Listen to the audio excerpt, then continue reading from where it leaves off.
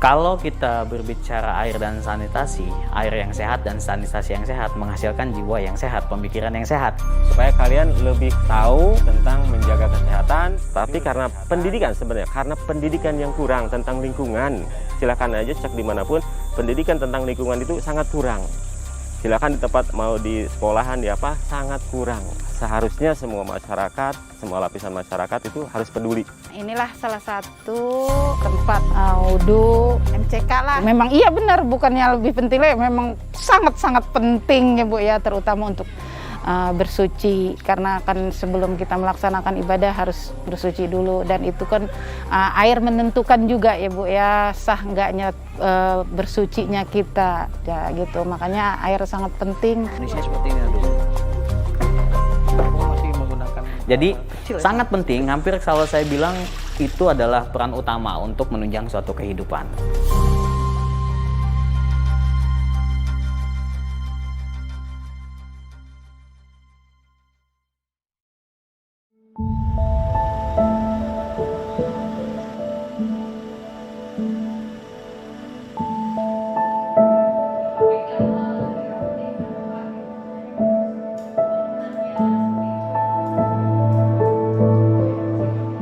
Kemarin itu saya udah dapat informasi itu ada wilayah masih daerah Rumpin tapi ke dalam, namanya Desa Serabak kalau nggak salah, saya udah dapat info. Sama kasusnya kah? Hah? Kasusnya sama. Kayaknya bisa lebih parah kondisi di sana. Belum tahu. Tapi maksudnya masih dalam gitu. Nanti kita selanjutnya. Iya, tapi saya akan melakukan survei dulu. Kemarau kering juga. Kemarau. Nah, itu belum. Saya belum aksesnya kering air atau emang fasilitas sanitasinya yang nggak tepat, saya belum lihat. Nanti tinggal kita survei.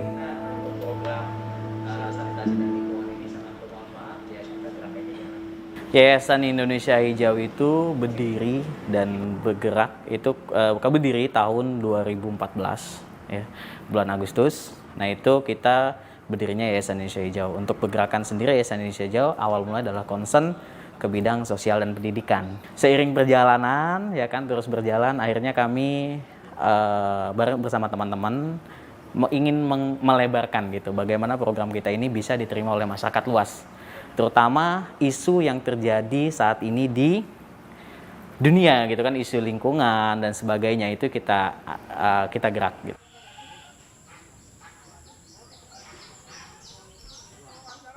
Itu kita melihat banyak di daerah-daerah tersendiri, khususnya ya di Indonesia sendiri, itu di pelosok-pelosok masih kita dapati itu kurangnya prasarana air bersih. Satu yang kita dapati ya Kak. Terus yang kedua terkait dengan isu lingkungan juga masih banyak kayak penghijauan yang kurang. Itu sih tujuan kami ke sana gitu. Sambil berjalan sih Kak saat ini. Jadi program komunitas Kopi Asli sama Wakaf Berjamaah ini bersandingan gitu, bersandingan concern kepada masalah isu tadi untuk sanitasi dan air bersih. Intinya begini nih, nah kita gambarin gini, kotak aja sih, kotak. Semua bahan bangunan. Akhirnya kita bersama-sama bareng gitu kan untuk melakukan program pengadaan air bersih dan sekaligus untuk MCK. MCK ini bisa digunakan umum dan bisa digunakan khusus. Artinya khusus itu lingkungan yang kita bangun saat ini masih untuk sekaligus buatlah untuk pendidikan keagamaan. Khususnya ya Kak, yang kita dapati itu masih ada penggunaan jamban ya. Akhirnya kami berpikir nggak layak lah gitu kan, masih seperti itu. Akhirnya ya udahlah kita buat gitu kan, sekaligus kita pengadaan pengeboran air guna untuk memenuhi kebutuhan masyarakat juga dan sekitar untuk pendidikan tersebut.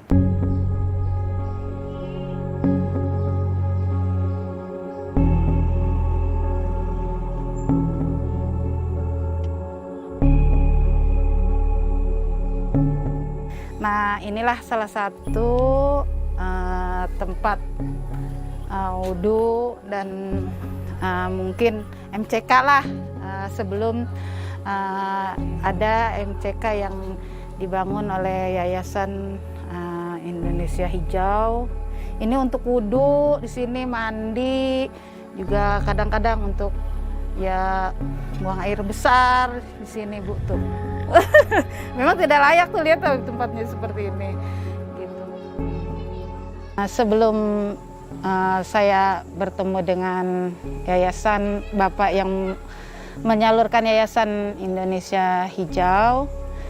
Keadaan di sini ya fasilitas musola ini belum mempunyai tempat wudhu yang maksimal lah gitu. Wudhunya masih di tempat yang terbuka dan itu pun menggunakan alat seperti gayung dan sebagainya, belum menggunakan keran seperti sekarang.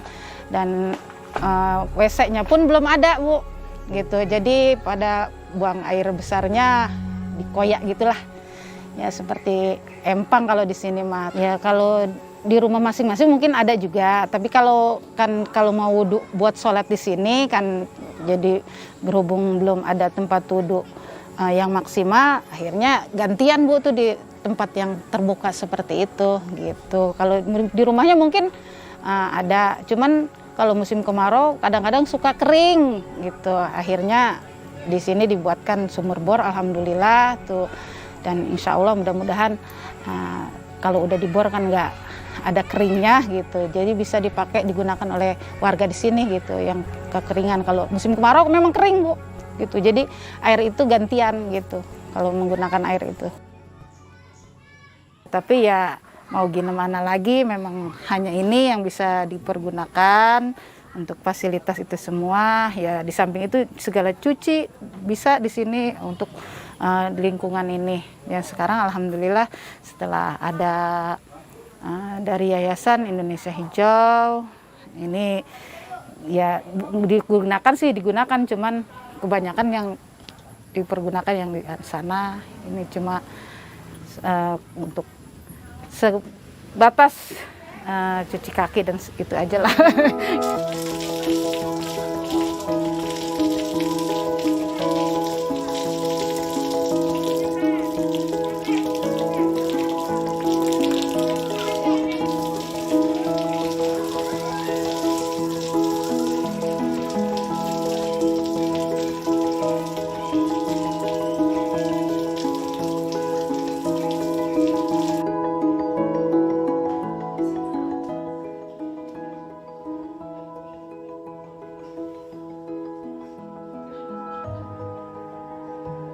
Pertamanya saya ajukan permohonan untuk supaya dibuatkan tempat wudhu, karena kasihan kan kalau orang yang mau sholat wudhu dari rumah kan agak jauh juga ya Bu ya gitu.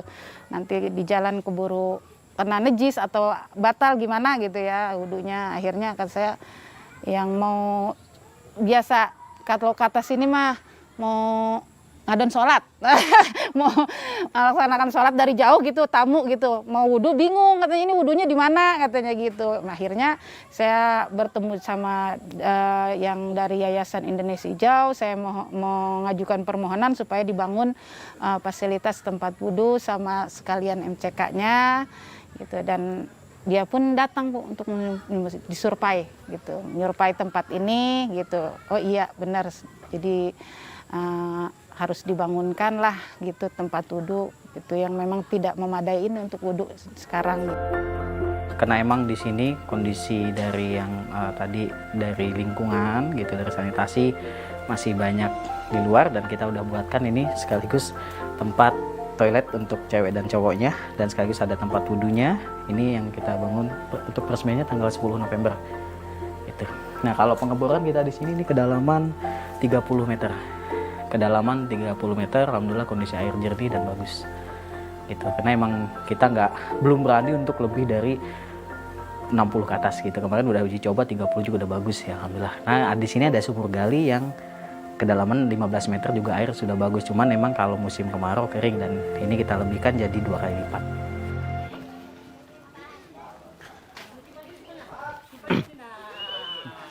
Assalamualaikum. Maaf. Alhamdulillah rame ya. Oh, iya. Ibu-ibu gimana kabarnya? Ya, udah sehat ya. Udah lama ketemu. Ya. Ibu untuk di tempat wudhu kan udah jadi nih, alhamdulillah ya udah berjalan, buat anak-anak juga buat ini. Gimana Ibu fungsinya? Terus anak-anak juga gimana? Terus serta buat warga sekitar bagaimana Ibu? Lagi di samping itu kalau memang hujan, kehujanan dengan adanya Tapi kalau kita survei, kita lihat ke pelosok yang jauh jangkauannya gitu, yang jauh jangkauannya itu masih kita dapati hal-hal seperti itu. Dalam artian contoh pengadaan air masih menggunakan, banyak yang menggunakan sumur gali. Dan apa endingnya setelah kemarau juga ada yang nyampe air tuh beli gitu. Air itu sampai beli gitu. Yang kedua juga terus fasilitas untuk sanitasi tersebut juga masih banyak yang belum memadai yang kita dapati. Ibaratnya tidak layaklah bagi kami sebagai yang melihat itu. Nah itu yang kita dasari Kak, itu masih di wilayah pelosok yang tidak jauh dari jangkauan kami. Alhamdulillah kalau itu kan luar biasa Bu ya, banyak manfaatnya gitu kan buat warga serta buat adik-adik. Ini mendukung dan memotivasi buat anak-anak kita, generasi-generasi kita untuk belajar itu lebih semangat lagi. Gitu. Dan doakan kami juga dari Yayasan Indonesia Hijau terus bisa untuk kontribusi bukan dari daerah Cibadung, tapi target kami adalah pelosok seluruh Nusantara. Ini adalah tempat sebelumnya, sebelum waktu kita pembangunan, jadi segala aktivitas maupun kegiatan santri, itu berwudu dan sebagainya, ini di sinilah. Dan ini juga tempat pemandian para warga juga, ada yang mandi di sini. Itu mungkin bisa dilihat, ini seperti ini, makanya. Nah, berawal kita melihat kondisi di sini, akhirnya inisiatif kami bersama Yayasan Indonesia Hijau dengan komunitas kopi asli juga, dan wakaf jamaah juga, membangunkan fasilitas sanitasi dan dilengkapi untuk tempat wudhu sekaligus. Itu. Nah ini Kak, ini sumurnya. Ini sumurnya itu kedalaman 15 meter. Gitu. Nah ini ya tidak kering sih kalau musim penghujan seperti ini, tapi kalau udah musim kemarau udah itu udah pasti kering dan seperti ini kondisinya.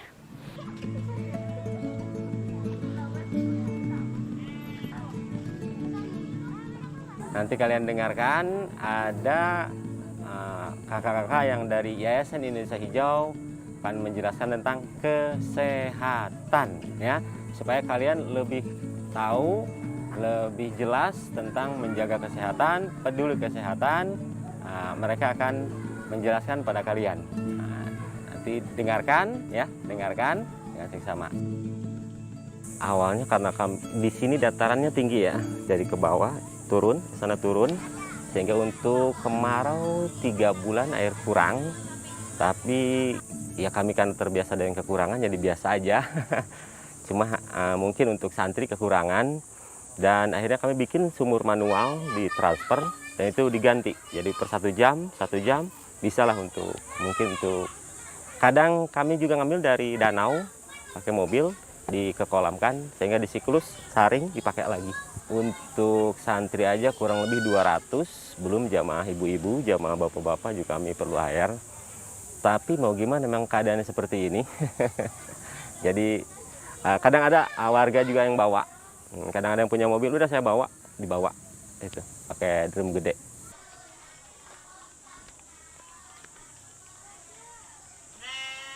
Kadang mereka berinisiatif sambil pengajian, sambil bawa drigen, ditampung, kumpul, tampung, kumpul, seperti itu aja. Ketika memang lebih dari 3 bulan. Kalau 1 bulan, 2 bulan itu kami masih bisa menghandle dengan beberapa sumur, bukan 1 sumur. 1, 2, 3, ini 1 jam ditunggu, taikin paling setengah drum ya. Ditunggu lagi setengah drum, seperti itu aja. Durasinya agak lama lumayan. Kita kan kemarin yang tempat wudhu yang tahapan pertama sudah kita lakukan pembangunan ya. Udah jadi ya, itu sebagai bahan evaluasi kita, dan kita mau masuk tahapan yang ketiga sini ya. Yang tahapan kedua renovasi. Nah ini saya sudah dapat informasi tentang pesantren Al-Basir yang ada di Rumpin, kondisi-kondisinya. Jadi katanya sih itu sumurnya masih sumur gali dan mereka sering banyak kekurangan air kalau udah musim panas. Ini kita udah sampai di lokasi, kondisi pesantrennya seperti ini. Kalau anak-anak santri sih banyak, tapi kebanyakan santri kalong bahasanya sih. Artinya sekarang kita lihat kondisinya semuanya, kita ketemu dengan Pak Ustadznya yang punya pesantren, kita tanya kebutuhannya bagaimana, dan kita biar tahu pembangunan yang sebelumnya sebagai evaluasi atau lebih baik di sini gitu. Itu di pondok pesantren itu punya 2 sumur gali cadangan, sampai punya 2 ya, 2 sumur gali yang digunakan, tapi debit air juga tidak memadai. Untuk digunakan kurang lebih 150 santri ya yang mengenyam pendidikan agama ataupun formal di situ, untuk kebutuhannya kurang gitu. Kadang-kadang kalau udah musim kemarau, di musim panas sedikit aja, waktu mulai panas 1 minggu itu sudah mulai kering. akhirnya nampung gitu kan, dikumpulin gitu, seperti itu. Terus juga kami lihat MCK juga ya kayaknya nggak banget deh, kayak banyak kan ada santri yang situ ada yang tidur di situ, ada asrama emang walaupun tidak banyak gitu kan, ada yang tidur di situ. Akhirnya kita putuskan, ayolah kita gerakan dan kita bangun gitu, guna ya setidaknya dari 150 santri itu terpenuhi kebutuhan air dan juga warga juga bisa manfaatkan di situ. Nah, ini nih sumur gali di sini nih, penampungan di sini ya. Ini mesin air, ini galian sumur. Jadi penampungan masih menggunakan kecil ya, sangat kecil banget. Ini gabung ya, cewek cowok juga masuk dalam satu lingkungan ini. Menurut saya sih nggak banget lah gitu kan. Ya layak sih layak, tapi belum layak banget deh. Ya, ini juga nggak pakai kloset ya, ini dari semen, dibuat dari semen. Airnya kecil banget tuh, kecil ya tuh, air kecil banget. Ini belum kalau hidup keran bareng nih santri, kalau santri bisa wudhu bareng ini aja dua udah nggak, netesnya kecil gitu, dua netesnya kecil. Dan yang mereka lakukan adalah penampungan bergantian seperti itu kondisi di sini nih, ini kita lihat. Sebenarnya udah antisipasi. Pertama kami karena kurang modal untuk ngebor, sempat juga nawar di sini harga ngebor satu sumur itu 1 meter itu Rp300.000 per 1 meter. Tukang bor meminta minimal di sini 40 meter, sehingga kalau kurang dari 40 airnya kekurangan. Karena memang kita tidak sanggup untuk mengebor itu, akhirnya inisiatif sama wali murid gali sumur manual sekitar 15 meter. Alhamdulillah bisa menghandle sumur yang lain, dan kami juga udah siapin sebenarnya mesin bor, pipa-pipanya udah kami siapin, cuma ya alat yang lainnya kurang aja. Jadi sebenarnya sudah berjalan persiapannya untuk menghandle MCK segala macam, tapi kami berjalan ya lambat aja itu. Pipa-pipa udah kami siapkan, semuanya udah kami siapkan, mungkin tinggal alat yang lain. Rencana kami juga mau ngebor. Pas Juli dari Yayasan Indonesia Hijau menawarkan, ya mangga silahkan. Nah di sini nih nanti untuk pembangunan di sini. Nah di sini ya, ini pembangunan di sini. Nah ini nanti kita ini MCK, cuman kemungkinan akan kita uruk, kita ganti. Ini kayak tempat speed tank gitu speed tank, tapi nanti kayak kita ganti. Ini kita uruk, kita tutup, kita rubah nggak di sini, karena udah lama banget. Kalau respon baik, tapi kembali lagi untuk kami kan sebagai organisasi nirlaba ya kan, atau sosial. Kita sampaikan terlebih dahulu, kami mencari kita mencari penggalangan dana, penawaran kepada donatur-donatur di luar. Otomatis kita tawarkan dulu, kita jelaskan dulu programnya, apa yang kita bangun, dan kita ambil sesi dokumentasi yang akan kita publish. Kalau masyarakat yang berkenan, kita lakukan. Tapi kalau misalnya masyarakat belum berkenan, ya otomatis apa yang harus kita lakukan? Diskusikan terlebih dahulu, seperti itu Kak. Responnya masyarakat sangat baik, dan mereka terbuka lebar untuk itu, karena emang itu adalah satu kebutuhan. Ini Kak, ini sumur gali. Ini kedalamannya kurang lebih 15 apa 20 gitu. Oh. Ini udah dalam, tapi cuman emang kapasitas untuk air untuk memenuhi ini belum. Ini sumur yang pertama. Ada 2 sumur yang digunakan di sini. Ya. Gitu ya. Jadi gitu kondisi air gimana? Bagus apa gimana? Kalau air mah bagus, ya? bening. Cuman dia kalau udah panas ya udah Oh, kering gitu ya? kering. Oh, okay. Dan kalau mau nampung tuh malam untuk digunakan pagi keruh. Oh, berarti nyetok gitu ya? Iya, nyetok. Ada tampungannya di sana. Okay. Yang pertama adalah kesadaran dari masyarakat tersebut. Itu poin pertama sih menurut kami Kak, yang karena dengan kesadaran akan menghasilkan suatu gagasan, ya kan, seperti itu. Tapi ya kami dari komunitas Kopiasi tersebut gitu bersama Yayasan Indonesia Hijau bagaimana menimbulkan rasa kesadaran, tapi bukan sekedar ucapan gitu, bukan hanya sekedar sosialisasikan, tapi kita wujudkan dalam bentuk ya wujud atau pembangunan yang kita lakukan, sehingga masyarakat kedepannya juga paham apa yang harus dilakukan gitu. Jadi kalau kita lihat, kita berbicara tapi kita juga praktek untuk bekerja gitu, bisa langsung nampak kan, langsung jelas gitu kan.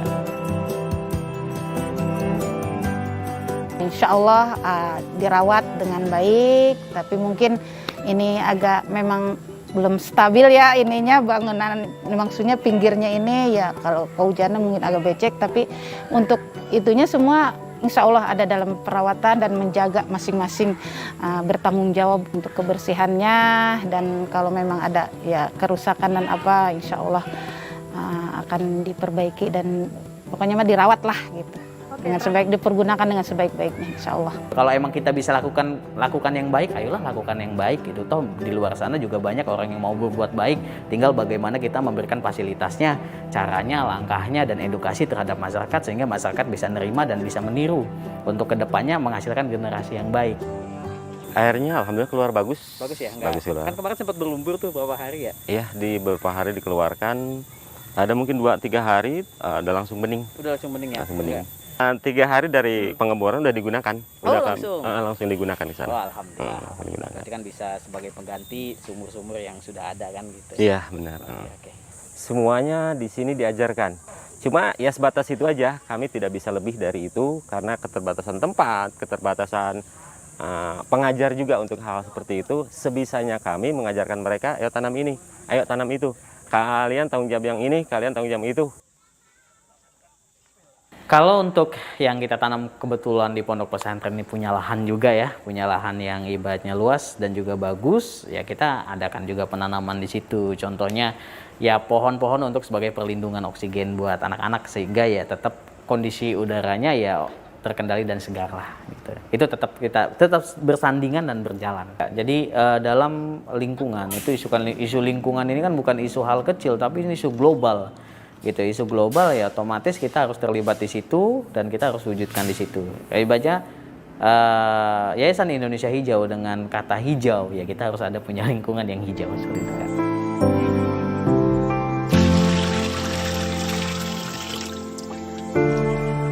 Buat adik-adik sementara hemat air dulu ya. Untuk cuci tangan ya secukupnya, untuk wudhu juga gimana secukupnya. Jadi pokoknya hemat air dulu sementara masih dalam proses pembangunan. Oke? Ya harapannya ini bisa terwujud apa yang telah kita rencanakan. Berapa tahun pun akan kami lakukan itu dan mudah-mudahan dukungan dari para sahabat juga sehingga kami diberikan kesehatan, sehat yang baik sehingga kami bisa mewujudkan apa yang telah kita rencanakan, apa yang telah kita mimpikan di dalam Yayasan Indonesia Hijau sendiri khususnya di program sanitasi dan lingkungan.